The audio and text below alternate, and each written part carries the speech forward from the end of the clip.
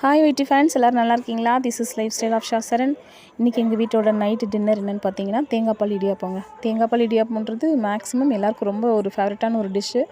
அது எங்கள் வீட்டில் எல்லாருக்குமே ரொம்பவே பிடிக்கும். அதனால் தேங்காய் பால் இடியாப்பம் பண்ணியாச்சு. ஆக்சுவலாக இன்றைக்கி வந்து பிரியாணியுமே இருந்தது. ஆனால் நைட்டில் யாருமே அது வேணான்னு சொல்லிட்டாங்க. கொஞ்சம் லைட்டாக வேணும்னு கேட்டாங்க. சரி ஓகே, எல்லாருக்கும் தேங்காய் பால் இடியாப்பம்னா ரொம்ப இஷ்டம் இல்லைங்களா?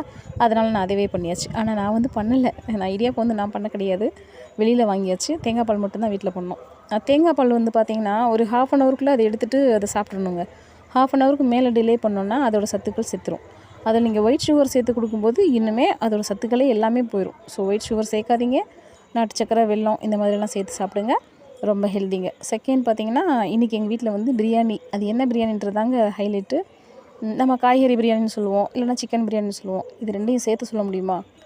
காய் ப்ளஸ் கறி biryani. Yes, chicken or vegetable ரெண்டுமே சேர்த்து இன்றைக்கி பண்ணியிருக்கேன். ஸோ ரொம்பவே டேஸ்ட்டாக இருந்தது. எல்லாருக்கும் ரொம்ப பிடிச்சிருந்தது. உங்களுக்கு இந்த ரெசிபி வேணும்னாக்கா எனக்கு கமெண்ட்டில் சொல்லுங்கள். நான் கண்டிப்பாக நெக்ஸ்ட் வீடியோவில் போஸ்ட் பண்ணுறேன்.